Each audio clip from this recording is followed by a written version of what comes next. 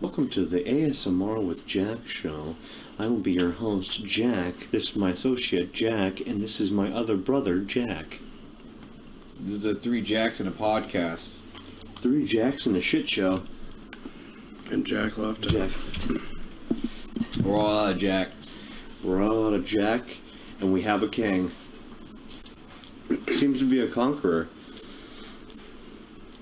Anything to add to that, boys? No. So then, we appreciate your time. Thank you for coming to our podcast. Bye. I'm just kidding. Welcome back to the Popcorn Talk podcast, where we talk about media. Sorry, we talk about movies, media, and all the variants of such. I'm Dr. Squiggles, along with Handsome Cat and Bad Kai. Mm-hmm. Yep. And today we are talking about the only thing that is smaller than my attention span and my penis. Ant-Man and the Wasp. So, Hello? first thoughts about the movie. I genuinely enjoyed this. I had a lot of fun, and it looks like your wife wrote a lot of shit down. It's her synopsis on the film. Yeah, she just wrote down her review. On a baby card. Yeah, congratulations on your baby. Here's what Ant-Man. Here's the synopsis of Ant-Man. I hope you can read it on the Still Frame podcast. But I got the baby card, though. Nice baby card. What it says, we won't tell you. You just have to imagine what it says. I want my fan theories about what the card says. But now, What comes next will be shocking. in all honesty, this was a major jump for what Marvel was doing, especially with Ant-Man. Mm-hmm. Playing him off as like the one-off character or the blah, okay, we need to have another movie, what can we do? Another Ant-Man? Yeah, sure, why not?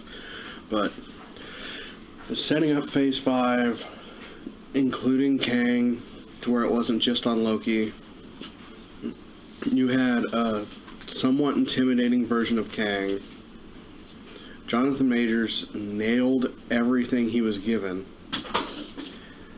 I was happy to see him. I wanted to see more. The movie did its job. Am I going to say it's the best movie Marvel made? No.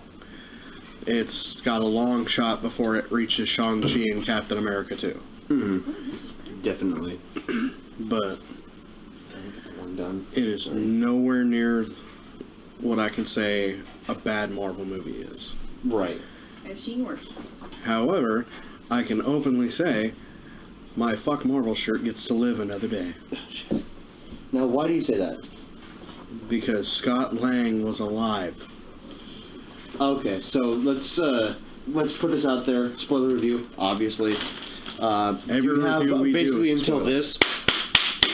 until we start talking about spoilers. Okay, so So for me, this is all spoilers. I am the devil's advocate here. I have not seen the movie since I was working like a good boy. yeah, you're coming in as a third party essentially. Yeah, I'm going to be the buzzkill here. So I think DC did it better. How so? You want to elaborate on that? When Batman figured out the cure for blindness and had to go into someone's brain. Damn, Batman's played by Mr. Beast. Curing blindness. He's now. making his own. He's making his own chocolate now. When he had to save Mr. Frozone's wife. Mr. Frozen. Yeah. I'm sorry, Batman. For some reason, shooting this puppy is the only way to save my wife. Nope, it's soup. You know the commercial where the boy walks in, he's a snowman, and then he eats the soup, and then he melts, and it's a real boy underneath? Yep. Yeah, it turns out the cure was soup. That's a video done by Ubis Goobis, really funny guy on YouTube. Go check him out. Wrong guy. It's Dubis Goobis. Ubis Goobis, I'm so sorry. Jesus, I don't know who Ubis is, but Ubis Goobis. I always read it as Ubis Goobis for some reason. I don't know why. That's my stealing account. Don't look it up. Oh. But so This is you why we confuse them. cannot have a career, because we don't know how to pronounce shit correctly. I mean, I'm confusing all IPs over here. Well, I mean, how can you I'm say? fucking mixing in DC with fucking with the Incredibles. I mean, fuck. I mean, we're still covering Disney. Yeah. How can you say you can't pronounce shit correctly? You did it very well. Yeah, my glasses, please. Your glasses? Yeah. Yes, please. But So one question I have for you. Uh-huh. So it seems like this movie is doing the humor that they were wanting in Marvel a while ago with, like, the Thor movies like Ragnarok and Love and Thunder, But this one seemed to do it in a way that hit different. What do you think the difference between Ant-Man movies and the Thor movies really is? Quality of director, quality of writing. The movies don't suck. That's fair enough.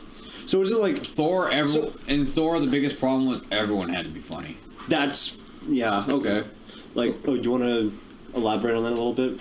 I think I said everyone had to be funny.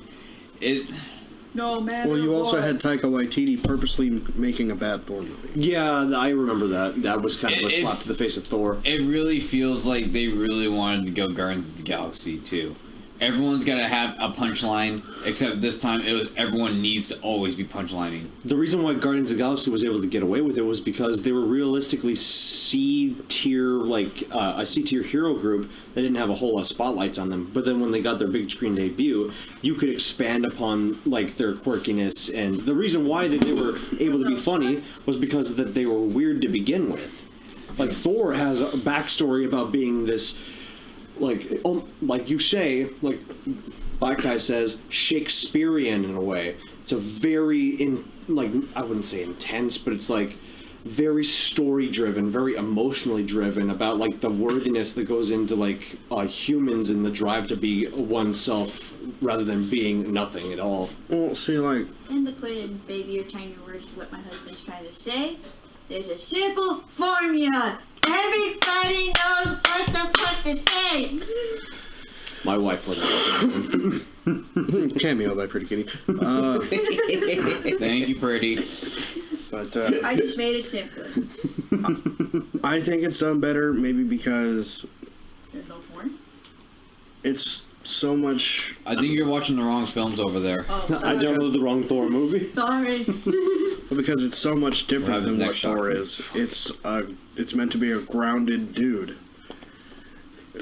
You're dealing with an ex-con who can shrink or get big. It's not going into godlike, fantastical times or some new-aged Superman stories. Mm-hmm. You have.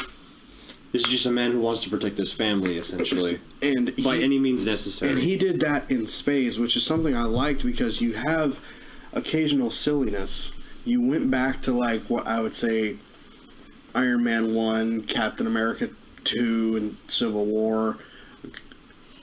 Some of the more serious Marvel movies, you still have your quips, you still got your smartass, but it was done all at the right times. There wasn't a whole lot of that in Quantumania, which I respected, but if and when it was the right time and earned. It was like, yeah, they made themselves available to the jokes, but didn't define themselves by the jokes. It was, alright, the joke is here, like, get in, get out. Get back to what we're doing. By the way, surprising cameo from the guy that plays Polka Dot Man. What was his name again? David I Dastmalchian. feel so bad for not remembering his name because he's a really good actor. He played Calendar Man in The Long Halloween. He plays Polka Dot Man, and now he's playing an alien by the name of, what was it, Flev? Veb. There we go. Veb. And his role in this is just, like, it's so small, but it really does drive the point forward by making literally his body the vessel for them to be able to understand everyone. It was like Temple of Doom style scenario. Well, yeah, he's this gelatinous polymorphic body who, when he's strained, he makes this ooze that you have to drink, and it's an automatic every language translator of all the species of the quantum realm. Hello, my name is Veb, and you just drank me. Delicious. And that leads into me into the How many holes do you discussion that everyone's comparing this to like Star Wars movies. How many holes do you want? So, And I do agree, you have multiple different species, you have multiple different life forms, areas, different walks of life, different stories, different gangs, clubs, mob mentalities. It felt like I was watching a good Star Wars movie. yeah, I definitely got that vibe. But- Definitely like part 4, like And it came off fun to me because it's not Star Wars, but it's following Star Wars with the Marvel formula. And There were some bits of CGI that got really hard on this, mainly because they're still trying to play different stage platforms. They've got the LED screens you walk in front of to make it more realistic, so it's not so hard on green screeners. Right, but then the contrast to that is that the colors are almost like too vibrant, like they kind of hurt to look at. Yeah, there were at least 2 or 3 times I can recall that the yellows were way too intense. There was a bright white light. I'm not talking about like a flashing epilepsy scene, but It was like you were driving and then the asshole with LEDs in his truck just flashed his fucking brights on. basically. No, he didn't flash his brights on. He has his brights on. He's not turning them down. Constantly. Yeah, that guy. The guy in the fucking Tahoe that has LEDs for some reason. And he's about to hit you on the head-on collision. And he's gonna blame you for it. Why didn't you move out the way? Why'd you dent my truck, bro? Why'd you dent my truck, bro? I can't believe you. I can't believe you. I'm going to sue. It was a cool ride for me, especially not being an intense Marvel fan.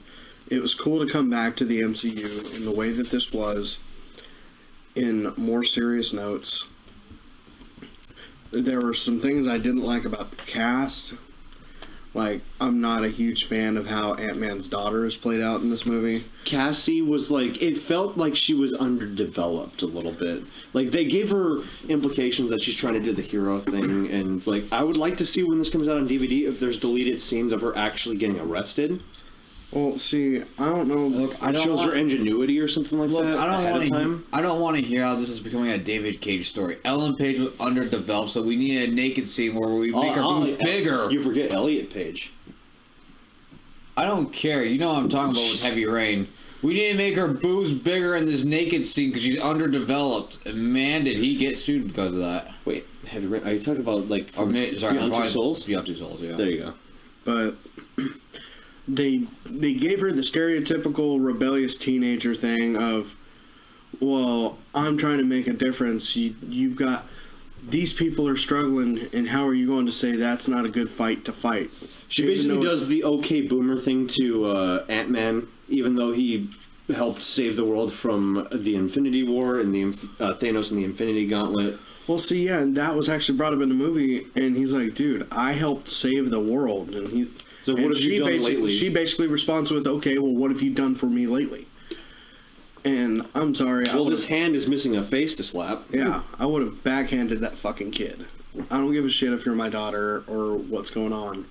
They had like a sort of adversarial but like still loving relationship. It's a weird dynamic. Because initially I thought she was going to be smart-ass because her father's gotten arrested so many times. Kind of like in The Chaperone, where Triple H is in the pen for the longest time, and then his daughter's basically resentful. But and she did do that, and then but it was she only showed affection. She only showed affection when he stopped being himself and gave in to her. Yeah, he had to be like her, and he had to, because he was right, a lot of the fights they were involved with have nothing to do with them, and if they got involved it only would have got worse, to where Cassie, being the hero social justice warrior that she is, she had to jump in and she helped ruin it. And she started what happened in this movie because she didn't listen to anybody and she thought she knew better, trying to send signals down to the quantum realm. Mm-hmm. And then this is the problem with women. Women want to be empathetic and sympathetic, and yet they butt into every situation they don't understand. Women are the devil. This is what I've been saying since we should talk to them. Okay, sorry. I'm not mad, bro. That was... I'm gonna pick up a Chinese waterboarding torture and then torture you for about a century. Freaking Waterboy, the actress going all like, yeah. Little girls are the devil. God, I watched that movie when I was at my brother's house actually like a week ago. Man, she is insane in that movie. Dude, she's the best. Is Steve listening? Is Steve listening? Great, she's a great actress. The movie was like, I'm gonna kill you, Steve. I'm gonna kill you in front of all these people. Anyway. I don't even know what you said. I said, I don't I'm even gonna know kill what you, you said Steve. either. I'm gonna I kill you just- in front of all these people. What is wrong with what did Steve do? He knows Yeah, what what he the fuck did. did Steve do? Are you just mad because he made the Apple iPhone? Get over it, bro. Okay. Can not to disturb, but I need my cups Okay. to display the drinks. I got this cup. I got an A cup over here and a B cup over here. Hey. Oh, like I mean, I'm at least you a see, D. you think I have hands? You gotta help. Put it in your mouth. I just need one. Put them over your cups. Fill your cups with those cups. There you go. Cupception. Now. There. Hold on, sorry. Dead Space. So Dead Space is a really good game. I haven't played it until this year, the remake that finally came out, and I'll tell you what, never touched it. Have now. It is RE4 in space. Good And you game. know what else is great about Dead Space? It takes place in space. You know what they thought space was? The quantum realm. So, transition. Let's go. Well, see, that's the issue. Dead Space is macro. Ant-Man's micro. Subatomic to be correct. Fair enough. Fair enough. Yeah, subatomic, definitely. And a lot of what's really good about this movie is just like the scenery. The scenery is beautiful, and it's like otherworldly, but still like kind of familiar. You see like bodies of like creatures that you only see underneath a microscope. Like I think what was it? Like amoeba tries to kill him at one point. It's about this Godzilla level threat. And then was it not Janet, but who ends up killing it? I forget. I don't remember. It's like one of the Jane Doe. oh no, it's like the people that are riding like the actual like the paramecium and stuff like that. Like they're almost like the sand people from Star Wars. The Tusken Raiders. The Tusken Raiders. I'm just gonna call them the Tusken Raiders. But The Amoeba Raiders. sorry, the landscape is beautiful. Again, with the colors, it's almost painful to look at. But if we were back a little bit, I bet it would be less painful. Like because we were like mid row on the bottom, like almost to the front row. So it was still close, not too close, but enough to like shine in your eyes. Well, at least you guys weren't in nosebleed section. That's good. God. I only did that once for a movie because we were forced to, and it was hard. I had to ask my brother. I don't remember what movie it was, but man, it was hard to tell because we were so close. Yeah. They need to back up that front seat a little bit more. Yeah, just a little tad. Back it up. And no, it wasn't It Part 2 because I know I saw that with you guys. It was a different movie I saw with my dad. Mm-hmm. It was before high school ended for me. And then life began. Yes. And then death begun anew. Whoa, fuck! I didn't go that far. Thanksgiving begins. Damn. Well, it's true. I worked at the hospital. Death begun anew. It was working all around me. All right, then that's appropriate to say. Yep.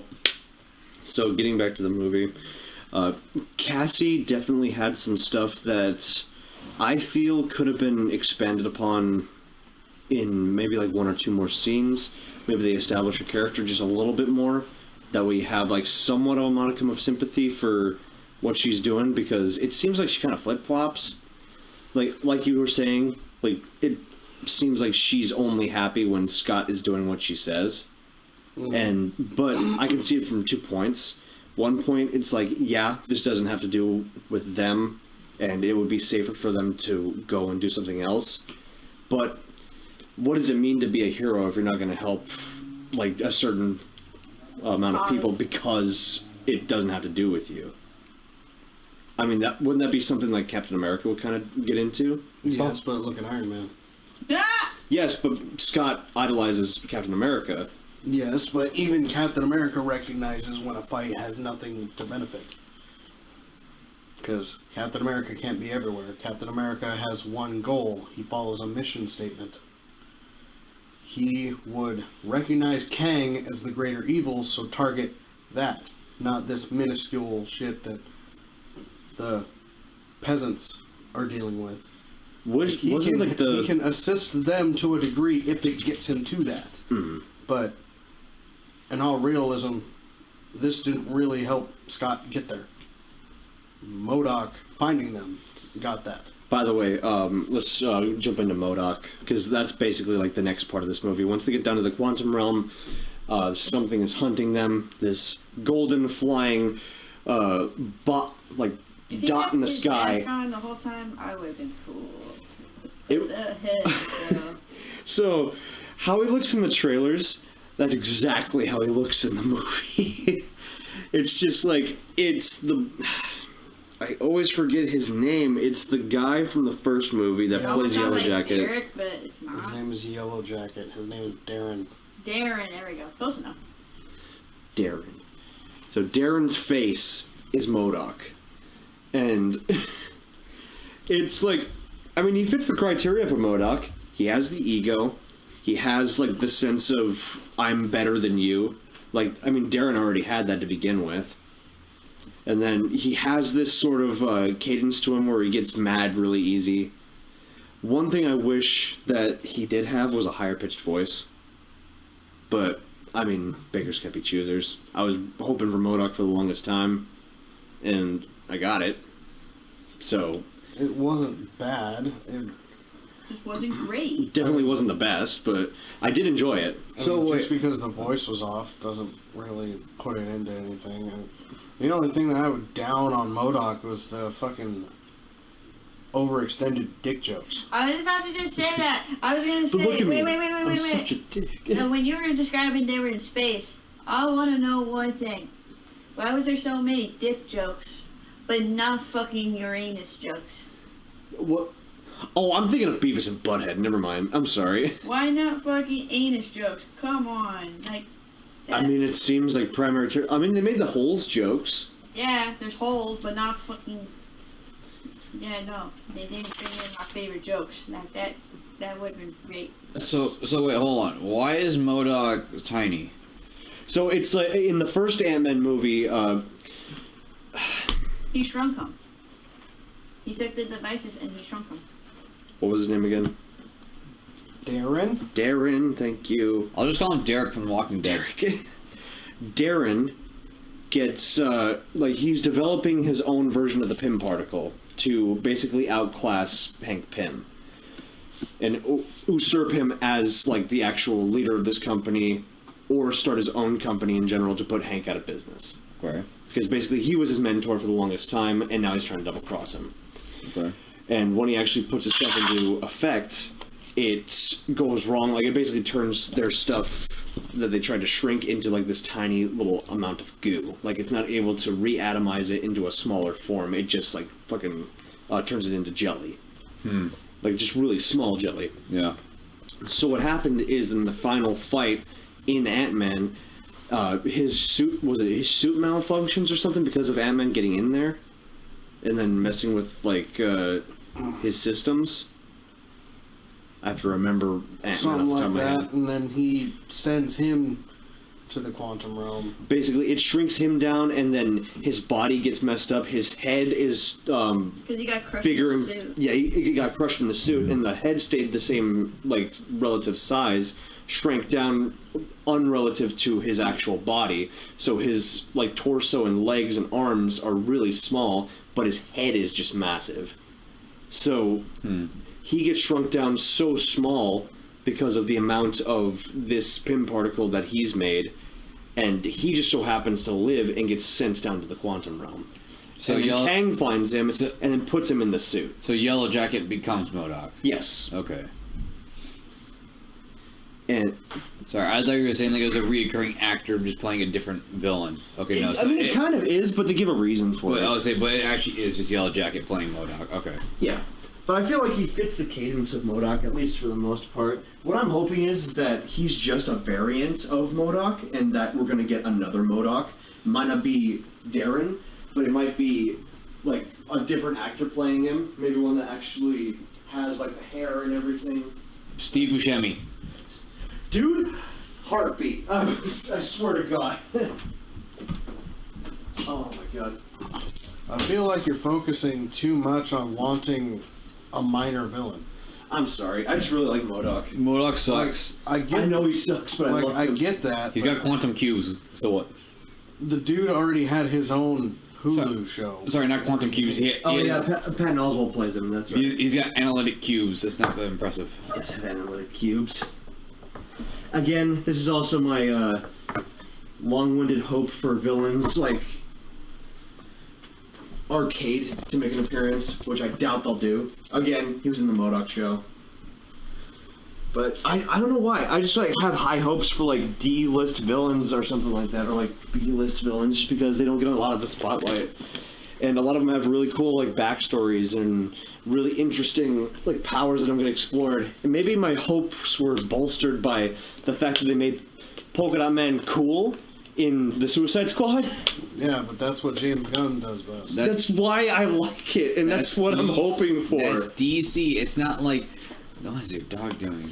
You know what I mean, Peacemaker was like relatively unknown before Suicide Squad, and then he gets his own show, and it's fantastic. My point was, it's like, see, that's DC compared to fucking, what's it called? Love and Thunder. I forget the villain's name, but he wasn't that really cool. Gore? He wasn't that cool. His comic is fucking awesome, but... Comics aside, it sounded like the same problem with Scarlet Witch and the Multiverse of Madness. I want my kid back. Why didn't you just do this? No. No. Yeah, but you could kind of jock... This is what I'll give to Gore. You can kind of jock up his positioning because of the Ebony Blade. Like corrupting his mind, but that's stretching it really far. No, because he still met the Cosmos Babe and wanted his wish. The Cosmos Baby, the Boss Baby. I mean, it was because then the Cosmos thing turned into the baby. Yeah, turned into love, and then he died from love. He died from loving it too much. And pretty much. Oh God, where were we? Okay, M.O.D.O.K. M.O.D.O.K. the loser. Yeah, there was a. They had a weird sort of sense of humor with him for some reason, which is understandable. It's M.O.D.O.K. And realistically, the only time that they ever had him serious was in the Marvel game, like the one that came out for like PS4. Oh, the Avengers game. Sorry, he's like the main villain in the Avengers. The Camilla Khan game. The Camilla Khan game.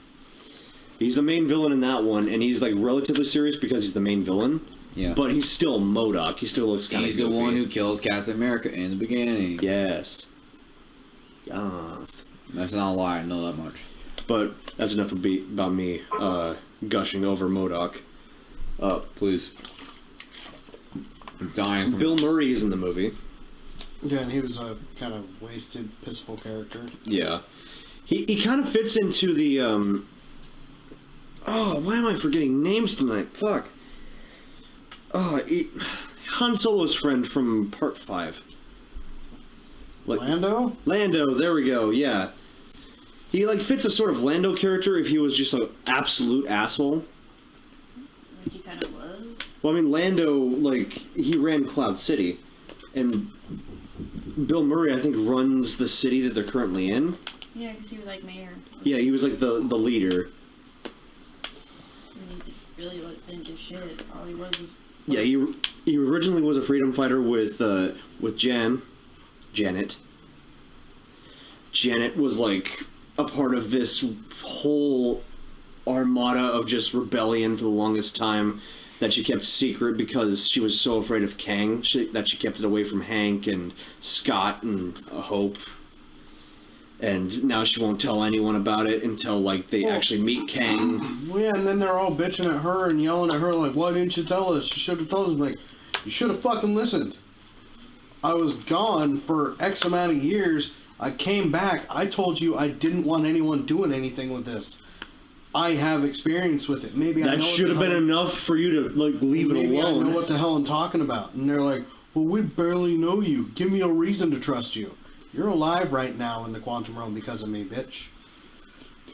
I was able to stab the one guy and then have it be a cool thing. Whoa. If Ant-Man's so good at shrinking and growing, why doesn't he just grow a little bit and just, like, fucking fly slap the guy out of existence? He does. At the end of the movie. But why doesn't he just do that with the whole colony? Just grow a little bit and just slap the whole colony out of existence. You're killing everything and no one's going to care because it's so small. So the reason why he doesn't do that is because, like, I would love for him to do that because it's the basis for the Ant-Man can kill Thanos by going up his ass.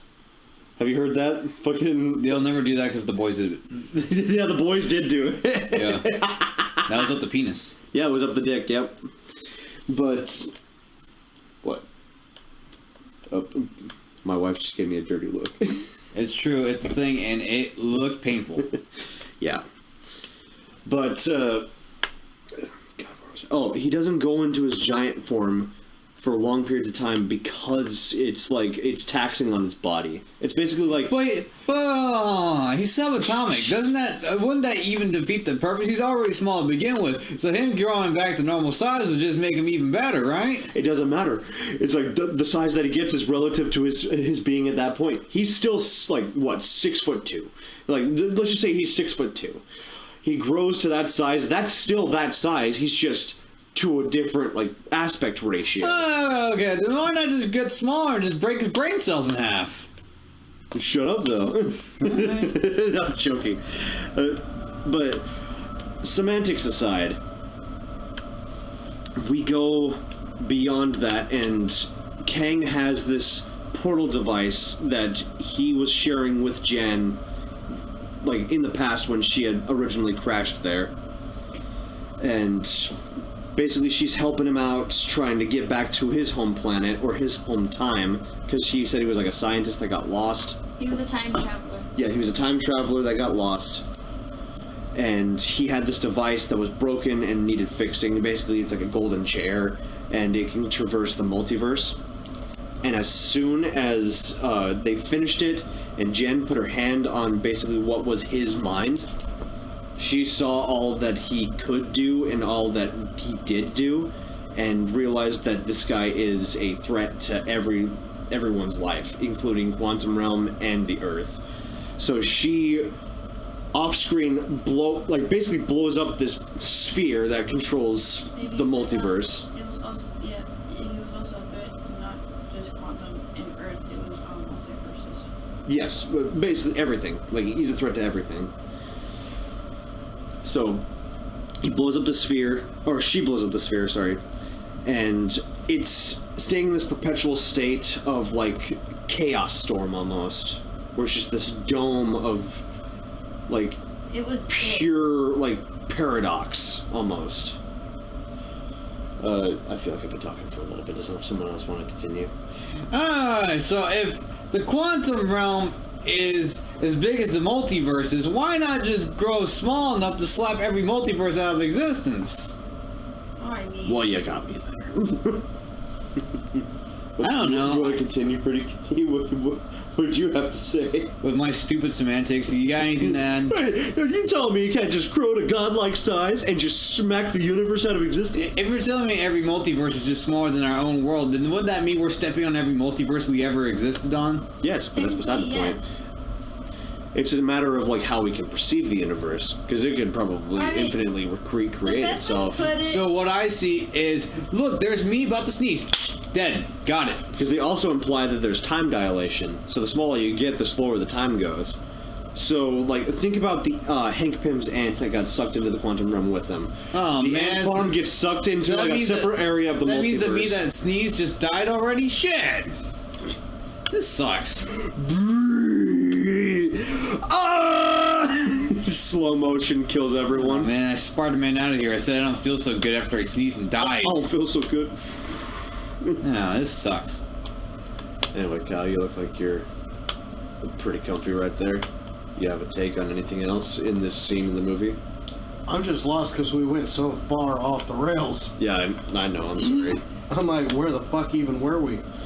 So we're at the part where, like, this traveling sphere is blown up, and the chaos is basically... So after Catwoman throws pink particles on the... Dog? It's not our door. Calm down. So, yeah, after she puts pin particles on the thing and throws it in the sand, lets it blow all over the place,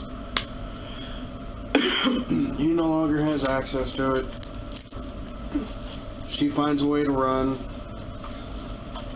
And then she, for some reason, still sends a signal out, even though she doesn't want to, because Kang can find her, to go home. Upon thinking that now, that's a pretty damn dumb plot. But yeah, Kang is left in the multiverse, Jesus, the quantum realm, mainly because he was banished there, come to find out, by his other variants in the multiverse, because he's been a whiny little bitch and he wanted to take over, and then he wants revenge on his brothers, quote unquote. Yeah, the Flash Gordon villain, the Pharaoh villain, and the Brainiac villain, which are like the main three out of the group, right? Yeah. Wait, he wants to kill the Brady Bunch? That's mean. Yes. I want a meme that's just King the Conqueror, and it's just the Brady Bunch intro, which is every fucking Kang. It's just infinite. Oh, you said the Brady one, not the Brady one. The Brainy, not the Brady. But he's, now that he knows that he can manipulate people into doing whatever he wants because he's a smooth talker. And let me just say, He convinces Scott, like, look, you've seen what I can do, and I'm already able to bend and break your daughter. I'll kill her in front of you. Do what the fuck I'm telling you to do. Bend and break your... I think you're on something there, pretty kitty. I think this was the porn one. He does basically have, like, Darth Vader's Force abilities. Like, he's akin to Darth Vader. Sexy. Oh, that's hot. King the Conqueror, that's hot. I was one that has sex with the space wizard. So while everyone's down in the quantum realm, Kang basically contracts Scott to go and retrieve the orb. And re-shrink it down.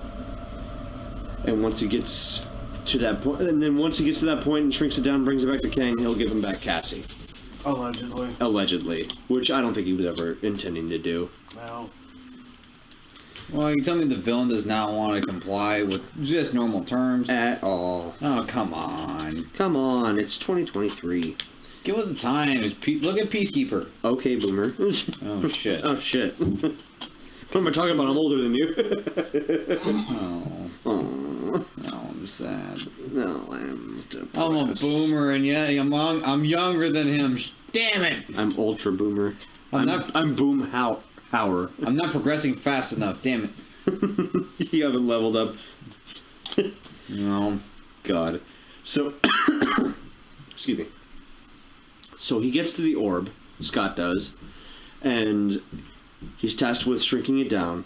Once he gets there, M.O.D.O.K is basically relaying to him, okay, you got to be careful with this, because the longer you stay in that vicinity, the more your mind is going to start to break and separate. And it's only come to light once he actually gets into the sphere and shrinks down far enough for it to... Wait, does he grow or does he shrink? I forget. He shrinks. He shrinks completely to get to a subatomic level. Okay.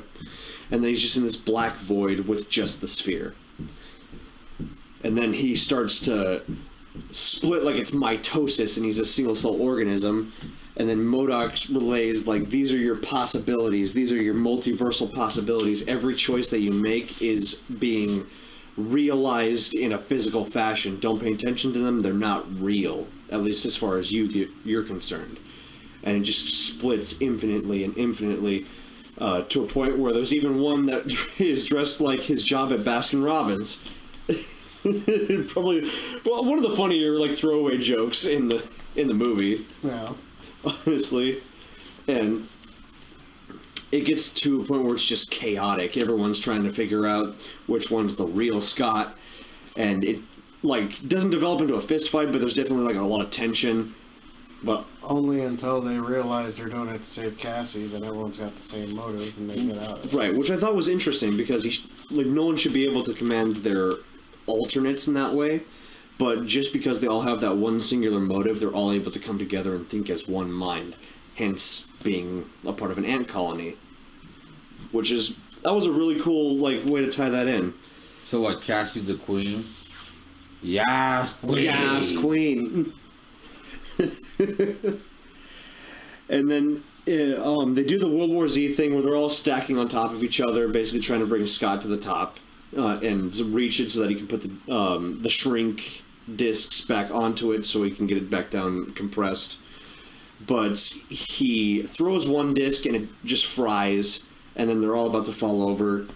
But then Hope comes through at the last minute when she's starting to split and everything. She's not paying attention to them, though. She has her mind focused on getting to Scott.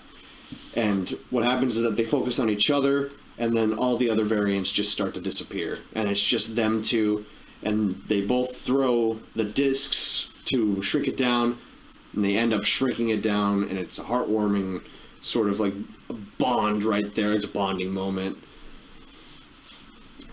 They get the sphere. They go back to Kang. Oh, wait, did they go back to Kang or? They were looking at me. I was like, I don't know the answer. I can't remember if they go back to Kang right away or if Cassie gets away. Cassie does get away. I know that, but Cassie got away, but I don't remember. Fuck. Cassie got away from. They went to Kang because Kang was already down there waiting for them. right. And Michelle Pfeiffer was there trying to get them out to hide. They decided to shrink to try and fight him. Every single time they got small, he's the only villain to have ever hit them in small form. Yeah, just flicks him away like he's Jack Horner in Puss in Boots. Oh, what took you so long, idiot? He flicked him away, he shot him, he slapped him away. He was more focused on Janet to take her back to show what she did wrong. Mm-hmm. It was almost weird. It's almost like they had a romantic connection at one point. At least it seems that way to an extent. Because I mean, they do imply that they both had needs when they were separated for 30 years. Her and Hank. Yeah, but it wasn't with him. They're friends with benefits. She was doing that with Bill Murray. Oh, that's right. Yeah, it was Bill Murray's character. She was doing it with the Baskin Robbins version. That's what she was doing. With the Baskin Robbins version of Scott? Yeah. The employee of the millennium. Yep. An employee of the Quantumverse. But, of course, somehow Cassie breaks free of being held as a prisoner. She breaks out the other people who were imprisoned to liberate them and be that cause. Mm-hmm. She interrupts Kang's hologram to start the scrambling of the armies. To basically give out this whole he can be beaten, just need numbers, and just need this, need to believe in yourself, and this. I'm like, Jesus Christ, man, is this kid ever tolerable? So I liked her when she was little. It seems like every time she was on screen, I got another headache. Was it as bad as the kid from Black Adam? No. Okay. She could at least act. That kid got annoying halfway through, I tell you what, in Black Adam. Well, because he gave one tone of delivery. It wasn't... Well, it wasn't that. It was just like... It felt like they really wanted to repeat the Shazam side kid. Yeah. It was a little too on the nose near at the end of half. Not even the end of that second half of the movie. It was like after the first act. Mm-hmm. Anyways. Yeah. You're not wrong, but with Cassie, I could at least give her some benefit of the doubt. Or not benefit of the doubt, I can give her some credit. She did do some things when it was in the action scenes during the fights that was beneficial. Like, she actually learned from her dad as far as, like, how to properly fight in the shrinking to growing forms. I forget what it was. It was like bob and weave or something like that. No, you have to use the momentum, jump right as you're tapping, then deliver. And she's like, I know what I'm doing. I'm like, obviously fucking not. I just saw you fail 3 times. Which, like, I do like that aspect where, like, she's overconfident, but she does get her comeuppance, like, for being overconfident. It's not like they played it off like she's a Mary Sue or anything. She does get her ass fucking handed to her. Man, she basically single hands M.O.D.O.K. Yeah, and then they have that whole deliberation where he's just sitting there, like, kind of busting on the ground, where he's just like, I don't know what I'm supposed to be. Tell me what to be. He said, I don't know. Maybe don't be a dick. He said, but look at me. I'm such a dick. Yeah, and that went on for about 5 minutes. I was like, Jesus Christ. That sounds like too long of a bit for a movie. Yeah. Then he comes back after Scott's in giant form, taking down every form of his militia. And the other quantum realm species have their uprising to help him out. And you have Ant-Man, Wasp, and Cassie all in their suits trying to fight Kang. Mm-hmm. Only to have M.O.D.O.K come back for one last go-around. My name is Darren, and I am not a dick. Like, you really had to bring this back again? I think it was kind of weird just having M.O.D.O.K just do, like sacrificing himself. I mean, it would be interesting if he was, like, helping out with, like, the technology or something like that, but I didn't expect him to fucking blow himself up in front of Kang. He knows how strong he is. And then, as much as Scott, Hope, and Cassie all try, they're not making much good until Hank comes in with a mountainous swarm of ants. The Giga Chad that he is. And the ants basically pick apart Kang altogether. So that is another, like, not subplot in the movie, but it is another aspect of the movie where one of Hank Pym's ant farms gets sucked into the quantum realm, and these ants have been specifically trained to use Hank's tech so that they can develop their own stuff, and they're basically super smart ants. They've developed basically like almost a society in the quantum realm where when they got lost, they got stuck in a separate area where 30 minutes felt like 30 years. Mm-hmm. And they've basically developed this whole like hierarchical society where everyone helps out in the long run, and like I think they have a queen possibly. But in the quantum realm, they've basically maintained their size comparative to all the other quantum stuff, so they're fucking huge. They're just these big eight-legged freaks-esque, or like them from like 1952. They're just giant ants, giant ant army. And then they end up using the Powerball to open up a portal, send them back home. Everyone goes through except Scott, who gets manhandled by Kang. He pulls a Little Mac and starts to do some brawl moves on him. Breaks the helmet by stomping it open. Yep. And the fight was cool. It was actually pretty good. It got me cringing for how bad he was getting beaten. Right? I'm like, dude. I was like, ooh, fuck up. And you know that Scott doesn't have any, like, actual powers, like, physically. No, he's just sitting there. He's just a dude just taking it. He's just there bleeding out of every orifice. Yeah. It's just like, Cassie has no fucking excuses now. Cassie really needs to fucking watch her mouth when she's talking to Scott. Because Scott literally, like, tanked a god punch. Tanked few god punches at that point. And then... So you're saying he got worse than what Loki did in the, was it the Avengers? Oh, dude, yeah. Oh, yeah. Well, Loki's at least got a healing ability. Scott is just a dude in a suit. Scott was missing teeth, cells, and muscular structure. He was looking like Joe Pesci in Home Alone. You're missing some teeth. What was that? My gold tooth? My gold tooth. I'll kill him. I'll kill him. And then Hope ends up coming back through to try and bring Scott through. They throw Kang into the engine to where he's basically getting fried and sucked into the power itself. Then they go back through. There's a fake out where it's like the portal closes for like a split second, and you think, oh, Scott and Hope are just going to be stranded in the quantum realm for a little bit, just like Janet was back in the day. But then Cassie uses her like ingenuitous mind to repair the machine that sent the signal in the first place and suck them into the quantum realm, and basically open the portal back up to get them back onto Earth. Which was I kind of wish that, not to shit on the happy ending, because I do like a happy ending in a movie. It's nice.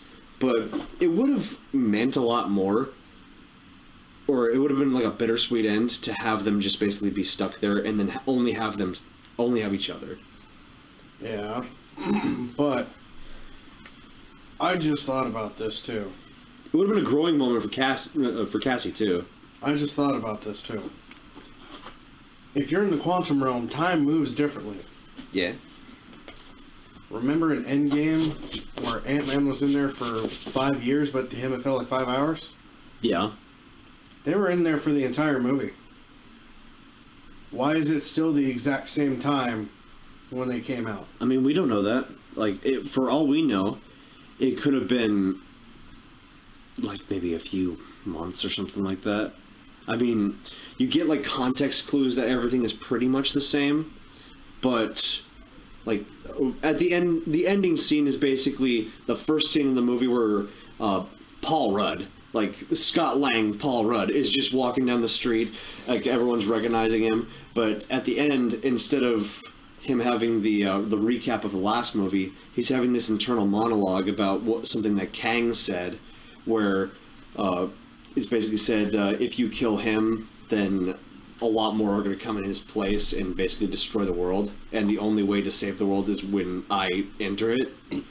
And since they prevented that, he's questioning if he just basically killed the whole human race.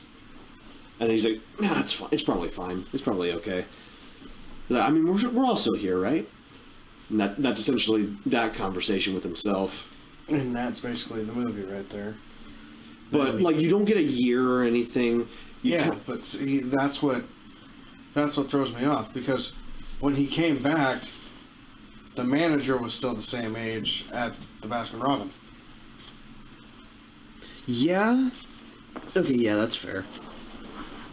But Look, I mean, he was gone for so long being an Avenger that you could have jocked that up to like, oh, hey, it's nice to finally see you again. if I went from 24 to 25, do you think I'd go through such a physical change within just a year?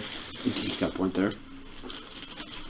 Because like you said... I mean, that is a long time, but like it's you like... said, 5 hours felt like 5 years, so if it was only 1 hour, basically, wouldn't that just be a year? Like a year or like... I mean, they would have had to have been there for well more than 5 hours. Because to do everything in that movie in 5 hours... Because to my recollection, they didn't miraculous. sleep. They didn't sleep overnight or anything. They didn't go through a night. Or at least relative to what they were experiencing. What they would consider night, I don't believe actually happened. I believe it was in one day. At least. But still, you have the duration of the entire day. Yeah. But, yeah, that's basically the entire movie. We'll save the post-credit scenes, just go to the damn theater and watch them. I will. Okay. I will confirm they are very good.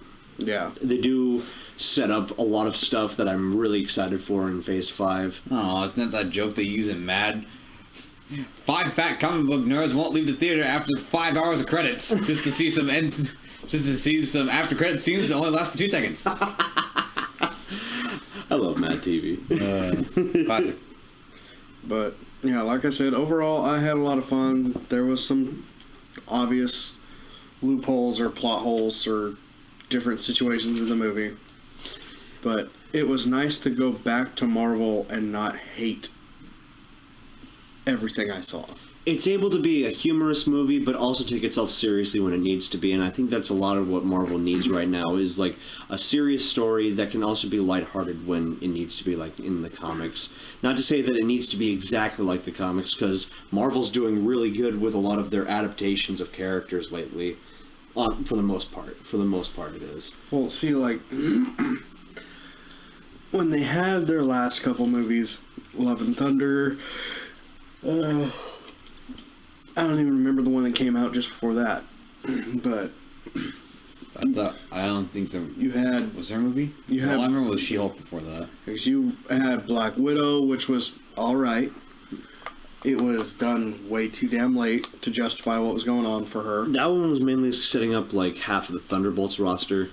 Yeah, and then you had Shang-Chi, which to me is still probably my favorite one I've seen. Kind of ties in with Quantumania as well, because the insignia on Shang's rings coincides with a lot of their control panels that they use in the movie. So it's implied that his rings come from the quantum realm. Yeah, or something that gives Kang the same kind of power. Right. But, yeah, overall, I'm happy with it, because usually once you get to the third movie, it's really piss poor. Iron Man 3. But I think it like did a sort of like Ant-Man was good, Ant-Man and the Wasp was okay, and then Ant-Man and was it just Ant-Man 3?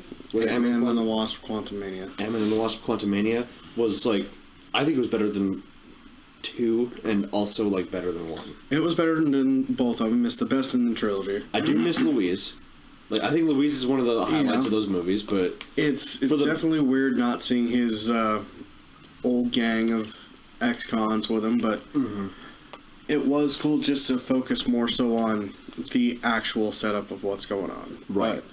But to me, overall, I would have to give Quantumania at least 7 out of 10. I was really happy with what I saw. Yeah, I was thinking like 8, 7.5 around there. And I'd have to give it a 2 out of 10. Out of everything I heard so far, there's so many problems with this movie. Shrinking and growing, all this stuff, and he goes out of the quantum realm within 2 seconds, saying there's an air difference. I don't even believe you there, mister. I mean, I was going to save this for the last part just so that Juby could actually get a chance to talk more about what he was hearing about. What from our synopsis, like, do you have any like input as far as like what you want out of like this type of superhero movie? What you think they should do for a sequel if they ever do like one specifically about Ant-Man?